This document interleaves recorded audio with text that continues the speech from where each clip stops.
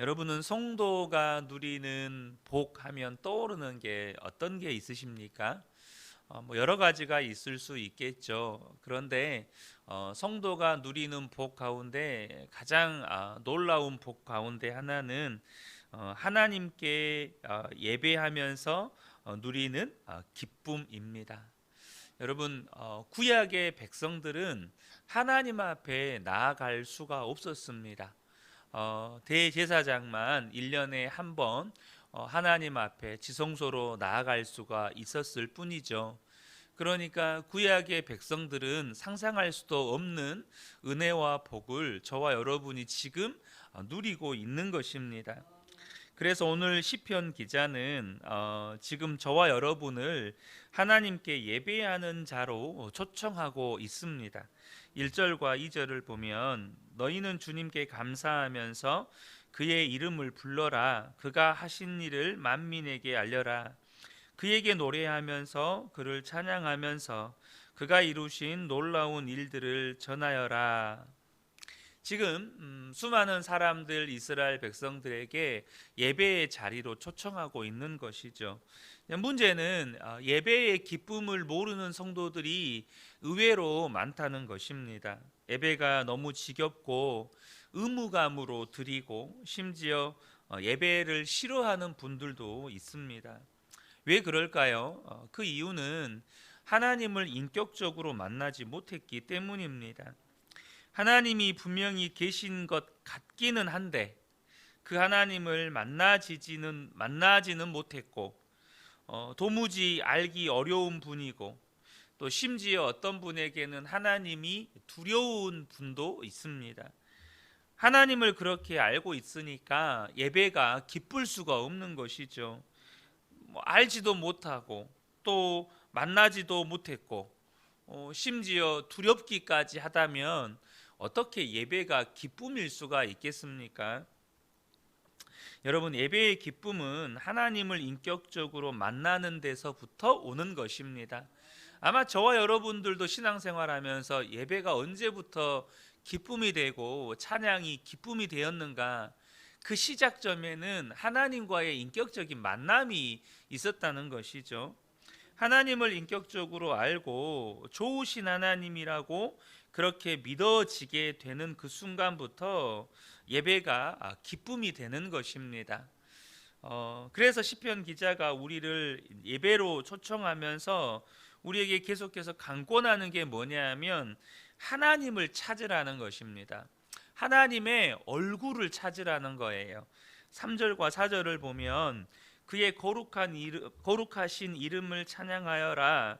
주님을 찾는 이들은 기뻐하여라. 주님을 찾고 그의 능력을 힘써 사모하고 언제나 그의 얼굴을 찾아 예배하여라 라고 이렇게 강권하고 있습니다.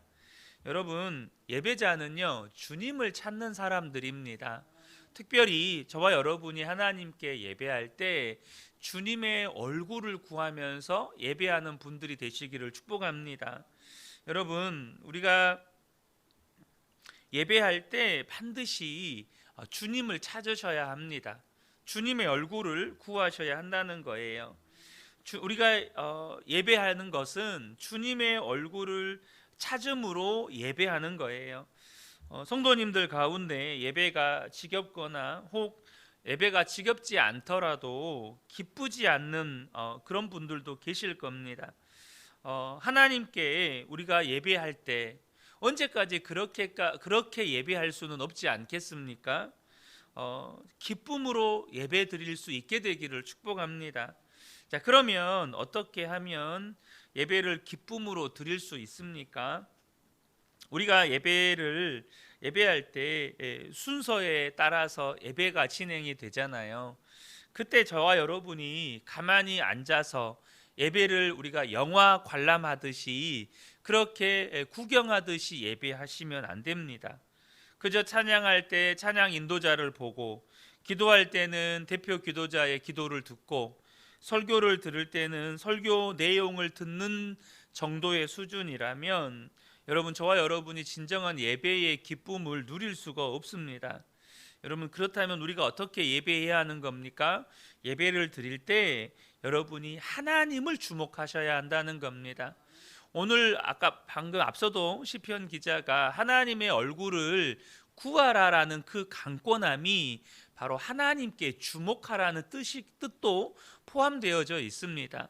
찬양을 부를 때도 하나님을 의식하고, 대표 기도자가 기도를 하든 내가 기도를 하든 기도할 때도 하나님을 의식하고, 말씀을 들을 때도 주님 오늘 나에게 무슨 말씀을 하기 원하십니까? 주님 나에게 말씀해 주세요. 그렇게 하나님을 의식함으로 말씀을 들으라는 겁니다. 여러분, 우리는 비록 하나님을 보지 못하지만 하나님은 우리 한 사람 한 사람을 다 보십니다. 그래서 하나님이 나를 보고 계신다, 내 기도를 듣고 계신다, 내 찬양을 받고 계신다, 그렇게 하나님을 의식하는 것만 해도, 하나님이 오늘 나에게 말씀하신다, 이렇게 하나님을 의식하기만 해도 예배는 여러분 달라지게 됩니다. 그저 그 자리에 앉아 있는 것과 하나님을 의식하면서 예배하는 것은 완전히 다르다는 거예요. 우리가 찬양할 때, 기도할 때, 누군가의 간증을 들을 때, 또 설교를 들을 때 계속해서 주님을 의식해야 한다는 겁니다. 반드시 주님께서 역사하신다는 거죠. 우리가 어느 순간에 회개해야 할 것이 깨달아지기도 하고, 또 어떤 때는 내가 이렇게 살면 안 되지, 이렇게 어떤 이런 마음이 들기도 하고, 또 어떤 때는 하나님의 말씀으로 위로받기도 하고, 또 어떤 때는 마음에 놀랍게 평안이 임하기도 하죠.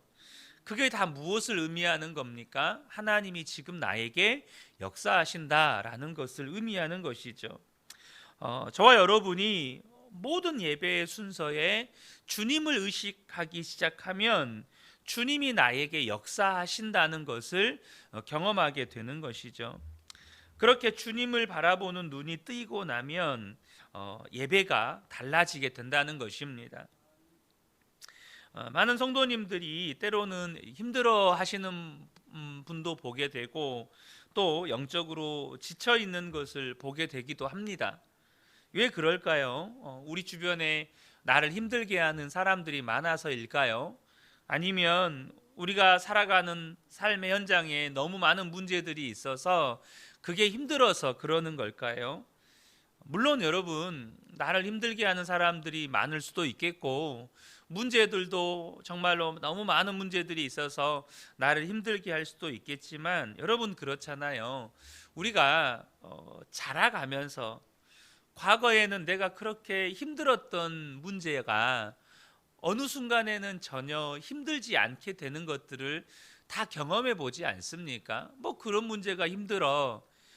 여러분, 문제가 힘들지 않기 때문에 안 힘들게 된 겁니까? 그렇지 않죠. 내가 성장했기 때문입니다. 내가 성장했기 때문에 과거에는 힘들어했던 문제가 지금은 힘들지 않게 되는 거죠. 마찬가지로 여러분, 내가 지금 힘들어하고 있어요. 어떤 문제 때문에 지금 내가 영적으로 침체돼 있어요. 그렇다면 뭘 의미하는 걸까요? 지금 내가 그 문제를 뛰어넘기에는 영적으로 아직 성장하거나 성숙하지 못했다는 의미가 되는 것이죠. 그런데 여러분, 우리가 언제 영적으로 성장하고 언제 성숙하게 됩니까? 생명의 근원이신 주님을 바라보아야 하는 겁니다.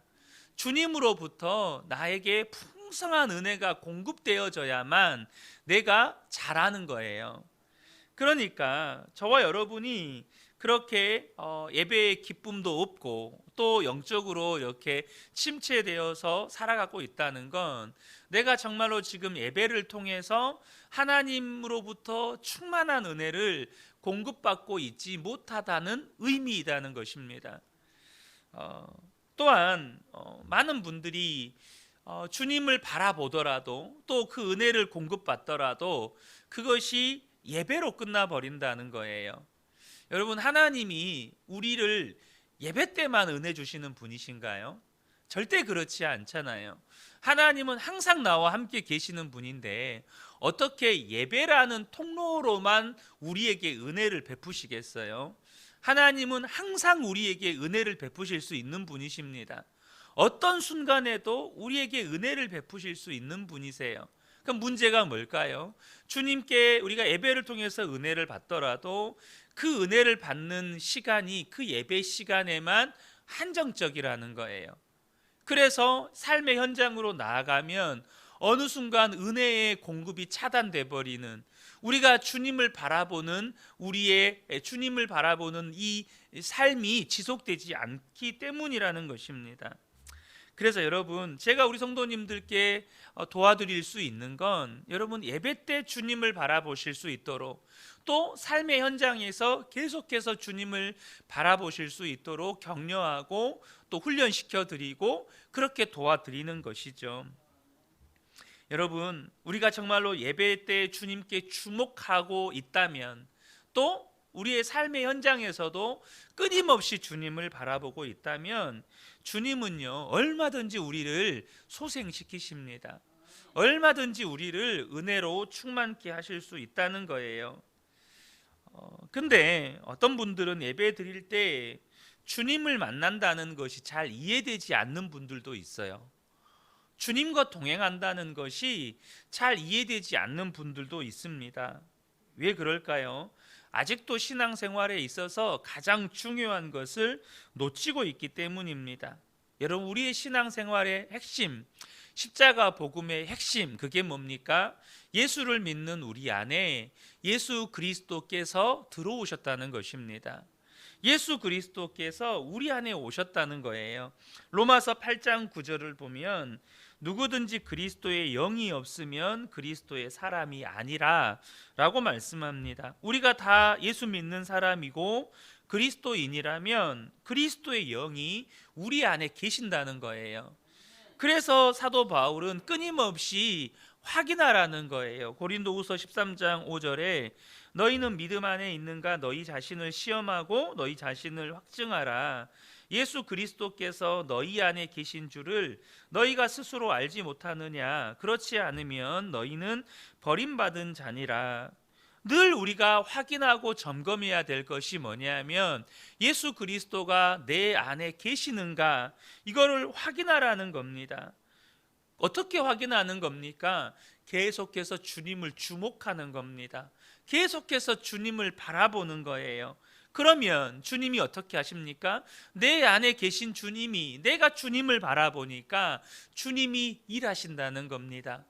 나에게 회개할 것을 깨닫게 하시고, 내게 은혜를 베푸셔서 위로하시고, 또 평안 주시고 회복시켜 주시고, 이러한 모든 것들이 내 안에 주님이 계시고 주님이 역사하시다는 증거죠. 그렇게 우리가 주님을 의식하면서 주님 앞에 예배드릴 때 이제 우리 가운데 기쁨이 터지는 이유는, 하나님이 우리에게 베푸신 은혜가 얼마나 큰지를 알기 때문이죠. 제가 이제 우리 아이들하고 생활하다 보면 서운할 때가 있죠. 그 서운할 때가 언제입니까? 우리 아이들이 원하는 뭔가를 이렇게 뭐 선물을 준다거나 해주면 그 순간에 아이들은 너무너무 좋아합니다. 너무너무 좋아해요. 근데 그 순간뿐이에요. 그래서 이게 며칠이 지나고 한두 달이 지나면 아빠나 엄마가 그 아이들이 그렇게 좋아하는 걸 해줬다는 것을 까마득히 잊어버리고, 언제 나한테 그런 걸 해줬냐는 듯이 그렇게 또 부모에게 뭔가를 요구하잖아요. 그러면 좀 이렇게 자녀들에게 해주면서도 내가 이전에 해준 것을 깡그리 잊어먹은 자녀들의 모습에 서운함이 느껴지는 거죠. 여러분, 근데 우리의 신앙생활이 똑같습니다. 무슨 말이냐면, 하나님이 베푸신 은혜를 너무 자주 잊어버리고 산다는 거예요. 그냥 언제 하나님이 그런 은혜를 베풀어 주셨냐는 듯이 생각도 않고 우리가 산다는 겁니다. 그런데 우리가 주님을 주목하게 되면 우리에게 일어나는 놀라운 은혜의 역사가, 하나님이 내게 베푸신 은혜들이 생각난다는 거예요. 하나님이 내게 베푸신 은혜가 자꾸 어떤 은혜인지를 깨닫게 되고 알게 된다는 겁니다. 그래서 시편 기자가 우리에게 예배하라고 하면서 하나님의 은혜를 또 기억하라고 권하는 것입니다. 5절을 보면, 주님께서 이루신 놀라운 일을 기억하여라. 그 이적을 기억하고 내리신 판단을 생각하여라. 기억하라는 거예요. 하나님이 내게 베푸신 은혜를 기억하라는 것입니다. 시편 오늘 본문 시편 기자가 6절부터 이제 44절까지를 보면 이 그 대부분의 내용이 하나님께서 이스라엘 백성들에게 어떤 은혜를 베푸셨는지를 이제 기술하고 있습니다. 하나님이 베푸신 은혜를 시편 기자도 기억하는 것이죠. 하나님이 아브라함을 택하셔서 믿음의 조상으로 삼으시고 또 그 후손들에게는 영원한 땅을 기업으로 약속하셨습니다. 그리고 하나님은 그 약속을 신실하게 지키셨죠. 아브람과 이삭과 야곱을 언제나 보호해 주셨고 또 야곱의 가족들이 기근에 굶어 죽게 되었을 때에 요셉을 미리 애굽 땅에 보내셔서 이 이스라엘 백성들을 다 먹여 살게 하셨습니다. 또 바로가 이스라엘 백성들을 억압할 때는 10가지 재앙으로 이스라엘 백성들을 애굽에서 인도하여 내셨죠. 그리고 구름 기둥과 불 기둥으로 인도하시고 만나와 메추라기로 먹이시고 또 반석에서 물이 터져 나와서 그들을 마시게 하셨습니다. 그리고 결국에는 약속의 땅 가나안에 들어가게 하셨죠. 이스라엘 역사를 훑어보면서 하나님이 그동안에 어떤 은혜를 베푸셨는지를 지금 이스라엘 백성들에게 지금 고백하고 있는 것입니다. 하나님의 은혜를 기억하는 사람은 하나님이 지금도 나와 함께 하신다는 것에 대해서 여러분 믿음의 눈이 뜨이게 되는 것이죠. 그리고 또 예배하는 것입니다. 예수를 믿는 우리가요, 지금 이스라엘 이 본문에 기록된 이 이스라엘 백성들이 받았던 놀라운 은혜의 역사들과는 비교할 수 없는 은혜를 여러분 받고 있습니다. 여러분 그게 무엇입니까? 바로 십자가와 우리 안에 함께 계신 예수 그리스도이십니다. 때로는요, 아까 앞서 말씀드린 것처럼 내가 무슨 은혜를 받았나 이렇게 내가 받은 은혜가 기억나지 않을 때도 있어요. 그래서 나도 모르게 지금 눈앞에 보이는 현실 때문에 원망하고 불평할 때도 생기잖아요. 여러분 그때 우리가 어떻게 해야 될까요? 십자가를 주목하시고 내 안에 계신 예수 그리스도를 주목하셔야 한다는 것입니다. 여러분 그래야만 저와 여러분이 예배의 기쁨을 누리게 되는 거예요.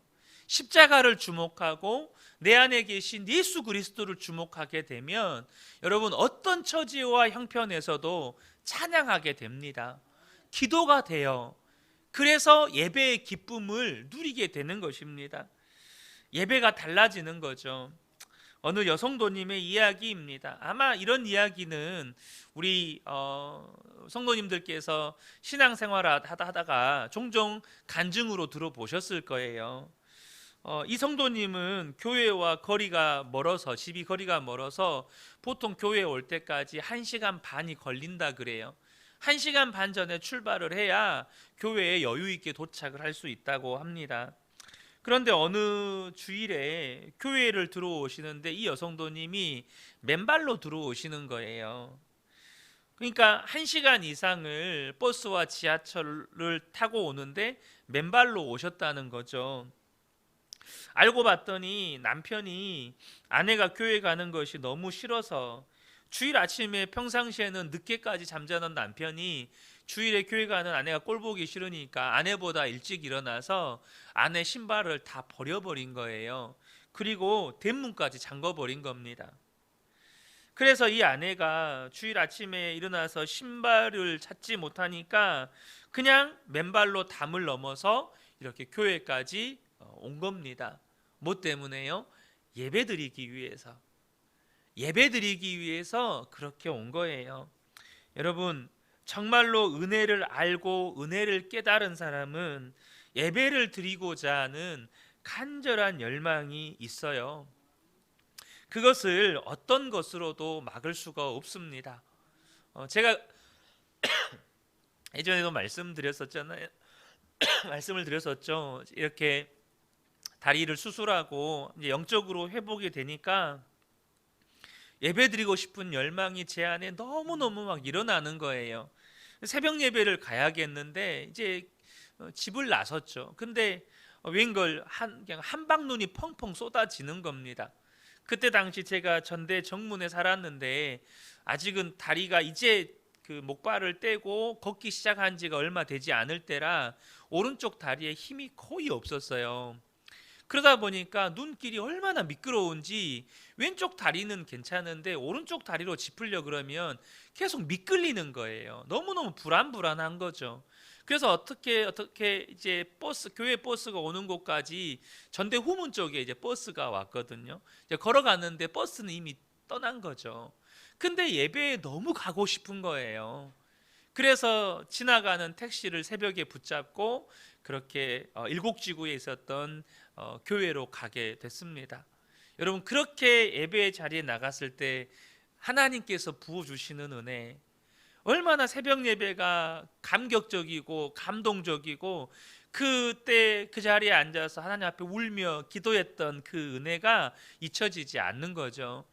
사랑하는 성도 여러분, 저와 여러분이 하나님께 예배할 때마다 기쁨으로 예배 드리게 되기를 축복합니다.